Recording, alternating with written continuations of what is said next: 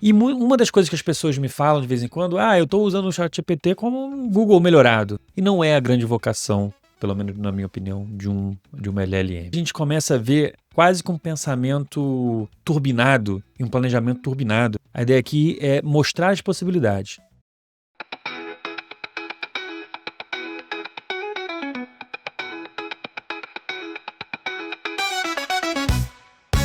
Olá, muito bem-vindos a mais um vídeo aqui do Connect Lab. Meu nome é Danilo Lima e hoje eu quero falar com vocês como é que a gente pode usar um pouco melhor tudo que existe de inteligência artificial para nos apoiar como um acompanhante, como um pensador, como um parceiro de raciocínio, né? Claro, não vou falar sobre todas as tecnologias e opções e ferramentas de inteligência artificial, mas vou falar sobre como a gente pode usar uma delas, provavelmente o ChatGPT, ou pode ser o Claude, pode ser o Gemini. Eu vou usar o ChatGPT porque já está aqui aberto, mas não para resolver todos os meus problemas e não como uma pesquisa, não como um Google, mas sim para me ajudar a pensar melhor e me organizar na decomposição e planejamento de problemas complexos, beleza? E por que eu trago essa questão de problemas complexos? Porque muitas vezes nós, ao tratarmos com deep techs, hard techs, desenvolvimento de tecnologia de ponta, desenvolvimento científico, a gente está lidando com problemas de naturezas mais complexas e multi-etapas. A gente não vai resolver numa tacada só, não é uma rodada de um script que eu pego aqui e já resolvo. Na verdade, a gente precisa planejar testes, hipóteses, roda, ver se funciona, para depois a gente entender quais são as implicações. Então, são múltiplas etapas e isso, muitas variáveis acontecendo. Mas claro, a gente pode usar para o desenvolvimento científico em si, mas vou mostrar para vocês aqui como é que a gente consegue dar até um passo atrás. Como é que eu organizo esses passo a passos para que a gente consiga ter um pouco mais de tranquilidade e até de conseguir vislumbrar o que a gente talvez não tenha pensado, como um bom parceiro de raciocínio, de discussão, ajuda a gente a enxergar nossos pontos cegos e também o que a gente pode ter esquecido, né? Então, como a gente tem. Eu ouço de vez em quando, as pessoas vêm me perguntar, eu já sou um usuário de ChatGPT especificamente, mas de muitas outras ferramentas, desde que saiu, né, eu já trabalhei. Não trabalhei, mas cumpri a função de ghostwriter de muitas pessoas, escrevendo artigos. Os meus próprios artigos eu utilizo, vocês vão ver, com a ajuda da inteligência artificial, gero muitas imagens e muitas outras coisas. Então eu uso muito há muito tempo. Então as pessoas naturalmente me procuram para perguntar, pedir ajuda e mostrar para elas um pouco do que dá para fazer com a inteligência artificial, e é por isso que eu estou gravando esse vídeo. E uma das coisas que as pessoas me falam de vez em quando, eu estou usando o ChatGPT como um Google melhorado, né? Então eu vou lá e faço uma pergunta, boto aqui no ChatGPT e beleza, e me dá uma resposta. E ok, nada contra fazer isso. Aliás, tem ferramentas melhores para a gente fazer pesquisa. Perplexity é uma que eu tenho usado aqui nos vídeos e que sugiro muito mais do que o Google, desculpa, muito mais, sim, do que o Google e do que o ChatGPT, né? Mais do que o Google porque me dá uma resposta, procura muitas fontes, e mais do que o ChatGPT porque ele se firma e se baseia nas pesquisas para me gerar a resposta, né? Eu ainda vou fazer um vídeo um pouco mais detalhado sobre como funciona a IA por trás, o GPT, não só o GPT, como todas as outras, né? Os LLMs, né? Os grandes modelos de linguagem. Mas vamos lá. Quando eu pergunto como funciona uma panela de pressão elétrica e quais são os melhores modelos, ela vai me dar, legal. Mas o Google também faz isso, o próprio Perplexity faz isso, e não é a grande vocação, pelo menos na minha opinião, de uma LLM. A LLM, ela ajuda, ela produz muito conteúdo sob demanda, e então tá na nossa mão o que a gente pede, né? Eu vou falar do ChatGPT porque é o que eu vou usar, mas como o ChatGPT funciona e por que ele funciona? Eu vou fazer a explicação mais resumida possível, porque não é o escopo desse vídeo, mas basicamente o que o ChatGPT faz, ele tem lá os algoritmos por debaixo, né, que é um algoritmo lá de rede neural, super, com bilhões de parâmetros, usa uma arquitetura chamada Transformers, inclusive o T de GPT é de Transformers, e foi treinado com muito conteúdo disponível na internet. Basicamente o que ela faz é, eu tenho todo esse modelo pronto, né? Eu tenho lá acesso via API e tudo mais se eu quiser. O que ele faz? Com uma semente, e por isso que o ChatGPT ele pergunta ali, tem uma caixa de texto, porque precisa de alguma semente inicial, e semente inicial pode ser uma palavra, uma letra, e ela vai trabalhar em cima. Basicamente, o que os modelos de linguagem fazem eles são um grande algoritmo de previsão da próxima palavra. Basicamente isso. Eu sei que eu estou exagerando na simplificação, mas basicamente é isso. Então, por exemplo, se eu pego uma semente e digito era uma vez 3 pontinhos, ela vai rodar com todo o pré-treinamento e conhecimento que está ali embarcado dentro do modelo e vai começar a completar as palavras com o que é mais provável que venha na sequência. E então ela pode criar uma nova história, e aí a gente vai, e os modelos vão falar ali quanto que ela vai avançar sem pedir uma intervenção do usuário. Então, basicamente, o que a gente está tratando nesses modelos de linguagem, a gente precisa dar uma semente, o que eu estou chamando de semente é uma informação inicial, e essa informação inicial, e aí aqui que está o grande lance. Como é que ela funciona? Como é que ela vai prevendo cada palavra? E aí é que eu estou sendo propositadamente simples, porque não é uma palavra, é um token, mas para o nosso contexto eu vou falar palavra. Como é que funciona? Eu pego essa semente inicial, essa informação inicial e jogo no modelo. E ela vai me prever a próxima palavra. Depois eu pego a minha informação adicional, minha semente inicial, com essa palavra adicional e jogo no modelo de novo. Então é um loop que vai rodando até chegar na última. Então, era uma vez um, aí ele pega esse e joga no modelo príncipe, porque é mais provável. Beleza, ele pega era uma vez um príncipe, joga no modelo de novo. Era uma vez um príncipe, qual é a próxima palavra?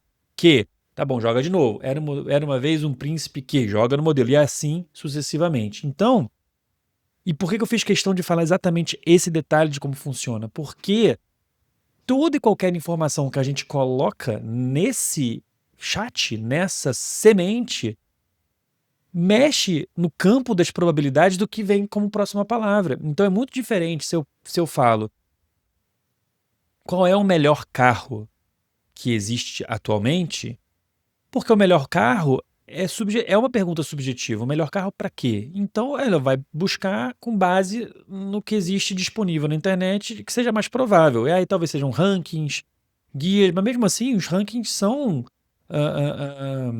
genéricos. Agora, se eu falo qual é o melhor carro para famílias, pronto, essa única diferença já vai direcionar o campo das probabilidades para o que eu estou pesquisando. E isso, eu estou dando um exemplo super simples, mas a gente vai ver hoje que os exemplos podem ser muito complexos. E é isso que a gente vai falar. Então, nessa linha, o que eu estou descrevendo é o que às vezes muitas pessoas chamam de engenharia de prompt ou engenharia de contexto. Eu não vou entrar aqui no detalhe do que é um, do que é outro, mas basicamente os tipos de engenharia são basicamente qual tipo, formato de informação inicial e adicional que eu dou numa interação com uma LLM para que a resposta dessa LLM seja mais alinhada possível com o que eu quero.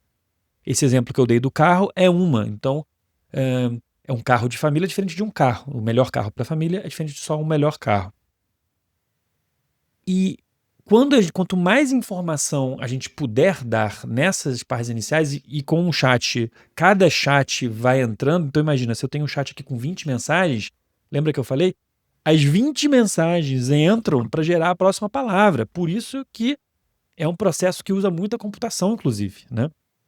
E a importância da gente levar em consideração o que é essa engenharia de prompt, engenharia de contexto, é porque a resposta, a qualidade da resposta está diretamente ligada à qualidade das informações que a gente inclui.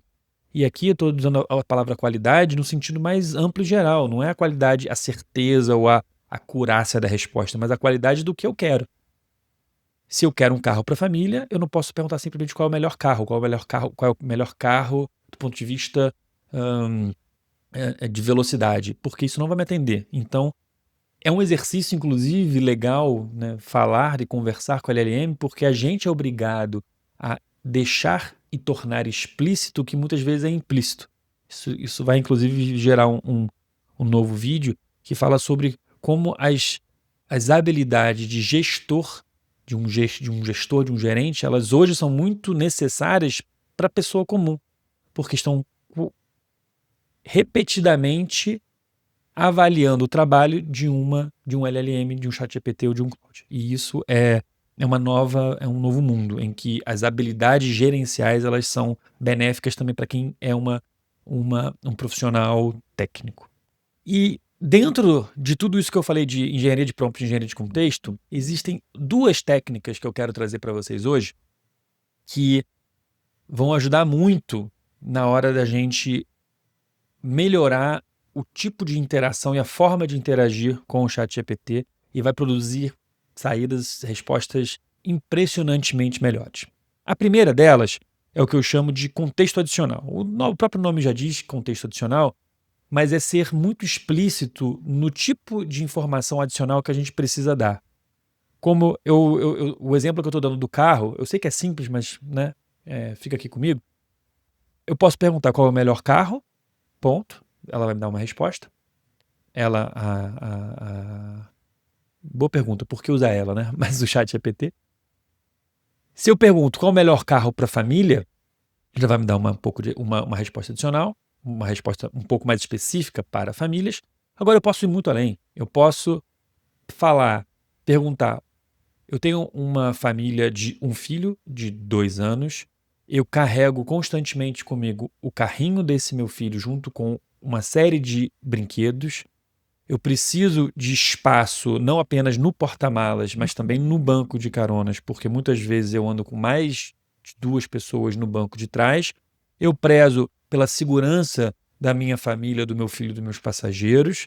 Eu preciso de um carro que seja alto, para que eu possa ver onde eu estou indo, e um carro que tenha uma ampla rede de manutenção para que eu não fique na rua quando haja algum tipo de problema. Olha a quantidade de informação, de contexto adicional que eu estou dando na hora de conversar com uma LLM.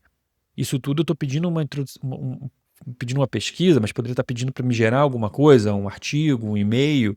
Mas essa quantidade de informação adicional vai fazer com que é tudo uma questão probabilística da forma de funcionamento do LLM. Ele vai, com base em todo esse contexto, a probabilidade que ele me gere novas respostas que sejam muito mais alinhadas a esse contexto é infinitamente superior.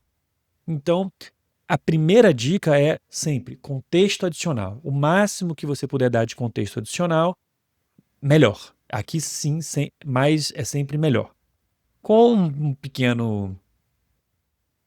uma pequena observação, um pequeno parênteses, é que isso aqui eu estou tratando de um tipo que a gente chama de um prompt conversacional, ou então uma ferramenta conversacional, dos tipos chat, que é essa, você põe uma pergunta, vem uma resposta.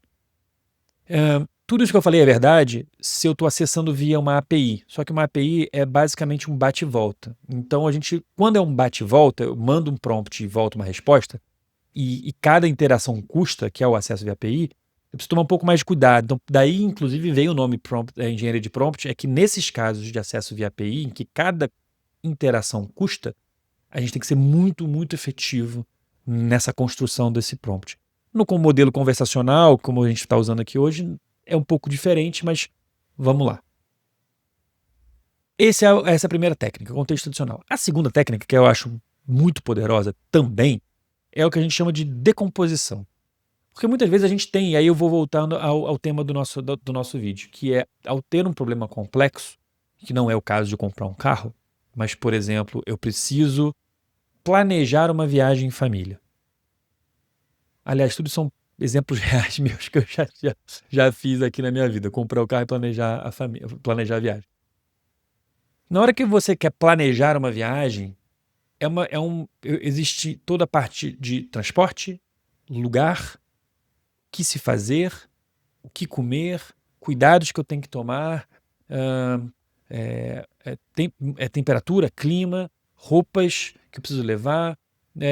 Olhem como é muito mais complexa o planejar uma viagem do que simplesmente comprar um carro. Não que comprar um carro não seja complexo, mas uma viagem tem muitas variáveis. Então, como é que a gente usaria a decomposição nesse caso? A gente simplesmente, ao invés de pedir me planeje uma viagem, me ajuda a planejar uma viagem, né, ou se eu já souber o destino, a gente, na verdade, faz um pedido muito explícito de eu quero planejar uma viagem para três pontinhos. Não me responda nada ainda. Isso está dentro do prompt escrito. Primeiro, eu quero que você me mostre todas as subtarefas e subproblemas que eu posso ter ao planejar essa viagem para ter uma visão completa de tudo isso. E aí, na verdade, a primeira coisa que o ChatGPT ou o LLM vai fazer é quebrar esse problema da viagem em várias áreas, em vários setores. E aí depois a gente pode ir resolvendo um a um e depois fazer uma composição geral. Então, nesse caso, talvez ele me pergunte sim do destino, o que eu quero fazer, quanto tempo, eu vou de carro, eu vou ficar transporte público. Então, tudo isso são questões que a gente vai ter que ir resolvendo e a gente pode ir resolvendo uma a uma e depois a gente consolida tudo isso de uma forma só. Porque provavelmente cada uma das respostas de um dos setores vai influenciar os outros.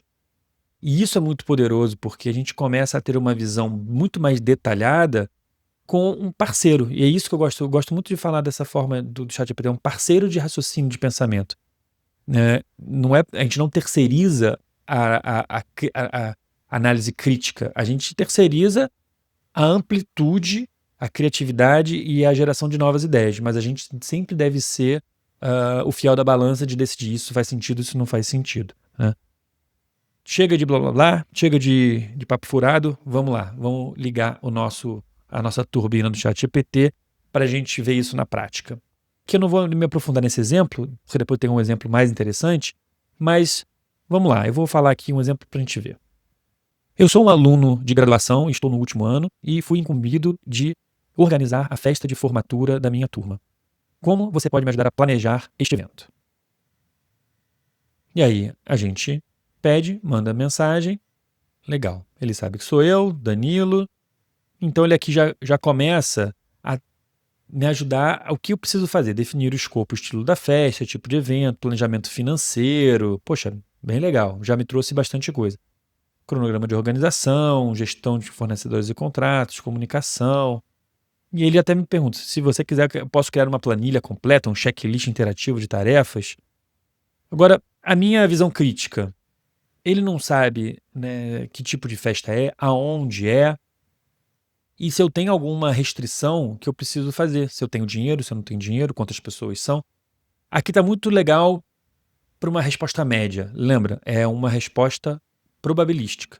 Agora vamos fazer diferente? Eu vou criar um novo chat aqui e vamos fazer a mesma coisa com um pouco mais de contexto e decompondo.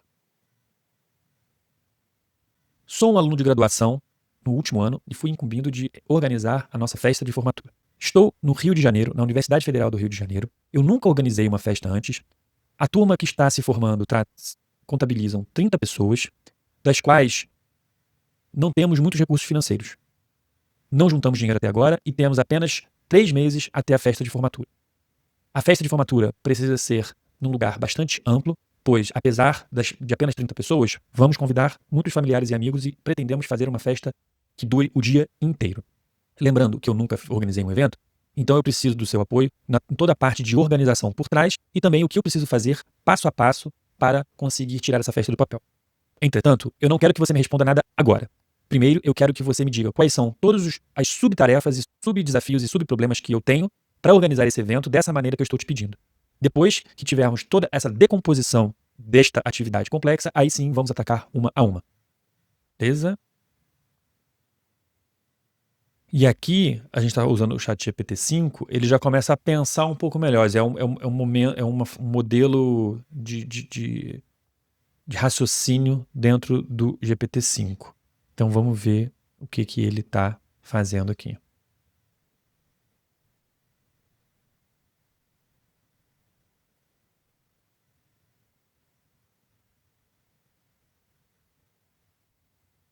Então vamos lá, ele começou a me gerar aqui a resposta e vocês podem perceber que ela está bem mais ampla e completa do que no primeiro caso, que já me deu quase que uma lista para seguir, né. Porque aqui ele começa a me mostrar cada coisa que eu preciso fazer, mas também os subdesafios e problemas que podem aparecer. Então subtarefas, então já entrando no detalhe, montar uma comissão, definir responsabilidades, mas eu posso ter falta de comprometimento dos colegas, conflitos de decisão sem o líder claro, um conceito e o escopo do evento, então ele me quebra tudo que eu preciso fazer. Ou seja, a ideia aqui não é destrinchar uma formatura, a ideia não é essa, mas é mostrar como, ao quebrar por cada item, a resposta é muito mais completa e muito mais ampla. Eu consigo agora ter uma visão maior de tudo o que pode acontecer. Agora, vamos pegar um exemplo mais interessante que fale mais com o que vocês podem estar passando por aí. Eu posso usar essa mesma lógica quando eu estou tratando de uma pesquisa ou até do que eu pretendo fazer para a vida. Então, vamos imaginar um cenário em que eu estou terminando o mestrado, já vou defender a minha dissertação de mestrado, e estou pensando no doutorado, mas ainda não tenho certeza. Mas durante o mestrado, eu estudei uma membrana biopolimérica com um substrato da acácia branca, que é um tipo de vegetal encontrado no Nordeste brasileiro, especificamente no Ceará. E eu trabalhei com esse substrato para produção de um filtro de água para tratamento de água, né? Porque a gente, eh, como uma forma alternativa de fazer um tratamento de água que pudesse ser descentralizado, que pudesse ser aplicado de baixo custo. Desenvolvi, fiz muitos testes, legal. E agora eu tô com isso, eu tô com esse potencial na mão, uma baita de uma tecnologia legal que tem o potencial de transformar o nosso país, né. A gente está falando de um país que tem basicamente 50% da população não é atendida pela rede de esgoto, então é um problema super relevante e eu tenho desenvolvi uma tecnologia que pode mudar esse panorama. Como é que seria isso? Então agora eu tô aqui, né, prestes a me tornar mestre com essa tecnologia na mão. Qual que seria um caminho tradicional? E eu sou mestre, eu vi muitos casos desses, e fui na academia, fui na graduação, fiz iniciação científica, vi muita gente nesse caminho. Que é o quê? Ok, então eu vou para um doutorado, inclusive é um caminho natural, né, quem vai se destacando no mestrado é convidado para fazer um doutorado. E aí agora eu vou aprofundar ainda mais essa tecnologia. Então eu quero saber exatamente qual é o substrato, quais são as derivações disso, como a gente pode usar, quais são os impactos, em tipos diferentes de águas residuais, então um esgoto, doméstico, um esgoto industrial, águas pluviais. Eu quero saber se eu consigo fazer um tratamento primário, um tratamento secundário de esgoto, se isso pode ser aplicado nas estações de tratamento descentralizadas, ou então se descentraliza. Tudo isso eu vou olhar, e aí eu vou, né, fazer projeto para o CNPq, para o CAPES, e eu tenho a bolsa de doutorado, e eu consigo publicar artigos pelo mundo inteiro, porque é uma nova tecnologia utilizando um substrato novo, rotas tecnológicas diferentes, com grande potencial de impacto social. Tudo isso é verdade. E eu vou publicar em artigos internacionais, e eu vou com foco em países com grande população, como China, Rússia, Índia, Sudeste Asiático, África, tudo certo. E isso é um caminho que, inclusive, é muito seguido por muitos, talvez inclusive alguns de vocês que estejam me ouvindo. Mas existe sim outras formas de se conduzir esse caminho. E numa conversa que eu tive um tempo atrás com o Guilherme Santos, que trabalha na FAPERJ, que é o Fundo de Amparo à Pesquisa do Estado do Rio de Janeiro, e ele estava comentando, ele coordena o programa Doutor Empreendedor, e ele começou a ouvir casos de alunos que estavam se candidatando para a bolsa do Doutor Empreendedor e entrando no doutorado, ou logo no início do doutorado, já com o viés de transformar a pesquisa em negócio, que foi lindo, música para os meus ouvidos, porque é exatamente o propósito nosso aqui, transformar ciência e tecnologia de ponta em produto e negócio. E então vamos dizer que agora aquela mesma pessoa que está com aquela tecnologia de, né, uma membrana biopolimérica com substrato da cássia branca para tratamento de águas, mas eu quero agora transformar, e já penso em fazer isso para transformar num negócio e num produto posteriormente. Então, como é que a gente consegue, nessa situação, utilizar o nosso próprio chat GPT para nos ajudar a entender isso que está acontecendo, como é que a gente consegue se planejar para fazer um bom uso de todos os recursos? Pois veja bem, eu falei aqui da FAPERJ, que é a Bolsa Doutor Empreendedor. Essa bolsa também acontece na FAPERJ, do Rio Grande do Sul. Em São Paulo, a FAPESP, né, que é o Fundo de Amparo à Pesquisa do Estado de São Paulo, tem um volume muito grande de bolsas e editais, então tem o PIP, né, que muitas pessoas usam, PIP fase 1, fase 2, fase 3, que ajuda a desenvolver, paga parte, enfim, existe uma série de editais, e a gente chama isso de capital de fomento, que existem as bolsas do próprio CNPq e CAPES que ajudam o pesquisador ou o aluno. Agora, como é que a gente tenta organizar isso tudo para que a gente consiga desenvolver o nosso produto? E aí, vamos aqui de novo para o nosso ChatGPT. Vamos lá. Eu sou um aluno que está concluindo o mestrado e vou defender a minha dissertação com base numa tecnologia de membrana biopolimérica utilizando o substrato da acácia branca para o tratamento de águas residuais e esgoto. Já tive algum sucesso utilizando essa membrana, porém quero transformá-la em algum produto que possa ser disponibilizado, vendido e distribuído pelos municípios que ainda não possuem acesso à rede de esgoto. Estou começando o doutorado e quero utilizar as pesquisas e artigos durante esse tempo no doutorado para desenvolver melhor essa tecnologia para que ela possa ser utilizada por esses municípios. Sei também que temos acesso às verbas de fomento dos fundos de amparo à pesquisa dos estados. Do Rio de Janeiro, sei que existe o Doutor Empreendedor, em São Paulo, sei que existe o PIP, e cada estado possui os seus editais. Eu estou hoje no Rio de Janeiro, vou fazer a minha postulação para um doutorado na COP, para desenvolver melhor esse produto, e quero utilizar todas as verbas de fomento existentes disponíveis hoje para me ajudar a planejar o lançamento desse produto ao final do meu doutorado. Com todo esse contexto, agora eu preciso que você me ajude a fazer esse planejamento desses próximos anos. Agora, eu quero que você não me responda nada. Simplesmente me ajude a entender todas as subtarefas e subatividades que eu preciso colocar no papel para planejar esses próximos 4 anos de vida para que eu possa desenvolver a minha tecnologia para que seja vendida como um produto no final do doutorado e que eu utilize todos os recursos disponíveis ao meu alcance, com bolsas de fomento, também outras bolsas, para que a gente consiga chegar no final desse período com um produto e um negócio na mão.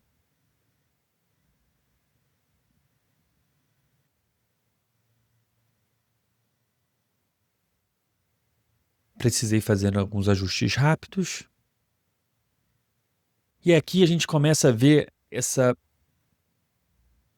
forma de pensar, quase que um pensamento turbinado, e um planejamento turbinado, porque a gente agora consegue entender que a gente não precisa esperar chegar lá na frente, como eu falei, lá eu vou fazer todos os meus desenvolvimentos, os meus artigos, o doutorado inteiro. Puxa, agora eu acho que eu posso desenvolver um produto, um negócio a partir dessa pesquisa. Porque por que não aproveitar todo esse tempo, todos os recursos que eu tenho disponíveis para alunos de doutorado, bolsas, as FAPs, né, as FAPs. E aqui a gente tem, olha só que legal, gestão da propriedade intelectual. Então, eu preciso me preocupar com a propriedade intelectual. Como? Então tem o NPI, fala aqui dos NITs da UFRJ, porque eu falei da COP. Tem aqui o mapeamento dos editais disponíveis, né, da FAPERJ, CNPq, FINEP, BNDES. E olha que legal. Então, com isso tudo, ele me deu 10 itens que depois eu posso ir afunilando um a um. Então, vamos pegar só o primeiro, estruturação do projeto de doutorado. Então, beleza, eu quero fazer um doutorado, mas como que eu submeto um projeto? Então, preciso definir indicadores de TRL, gente. Provavelmente, eu não pensaria o que é um TRL ou como eu vou evoluir um TRL se eu não estivesse pensando em lançar isso depois. Isso é algo que vai surgindo ao longo do desenvolvimento. Ou às vezes nem surge, eu posso ficar na bancada, eu posso desenvolver um doutorado inteiro com uma tecnologia que fica na bancada.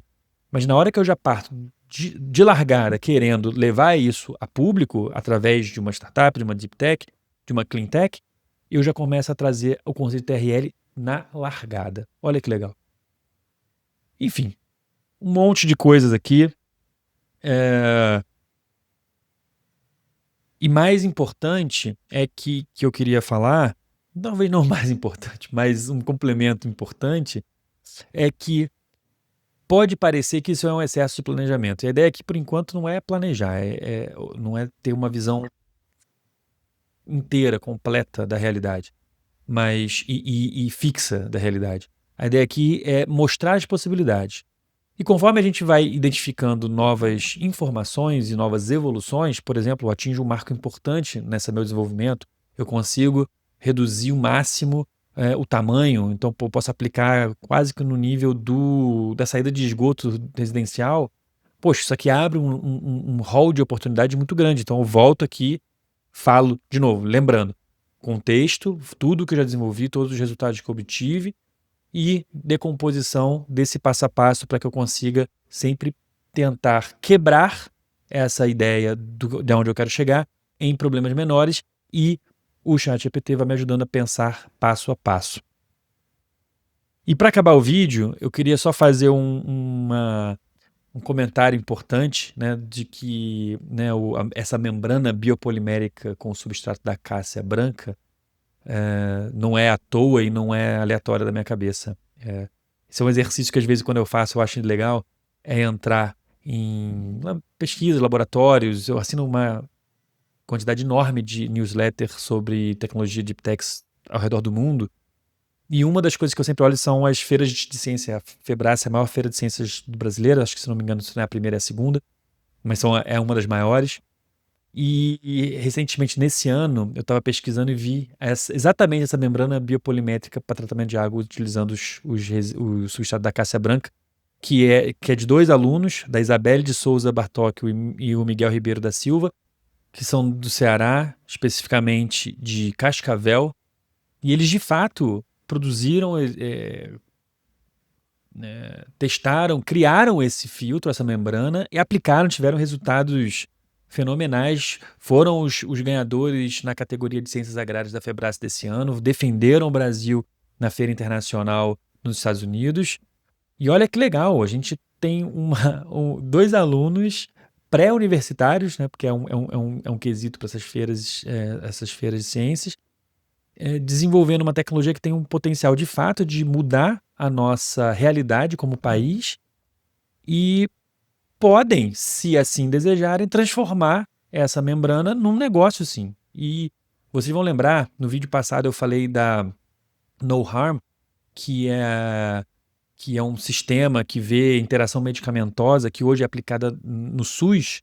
Eu posso sim ter uma empresa, desenvolver um produto, mudar a minha realidade no meu entorno e mesmo assim ser uma empresa privada.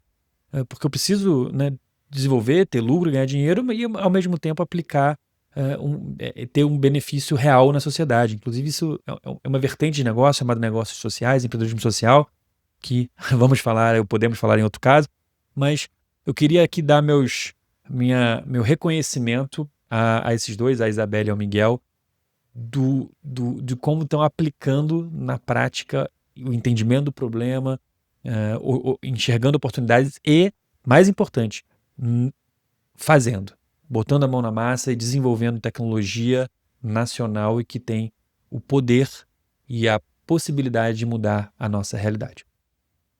E é isso, gente. Agradeço a atenção de vocês todos nesse vídeo. Utilizem as ferramentas de inteligência artificial como parceiros de raciocínio e pensamento, porque a gente consegue expandir enormemente a nossa lógica, o nosso raciocínio e a possibilidade de coisas que a gente consegue fazer. Até a próxima semana.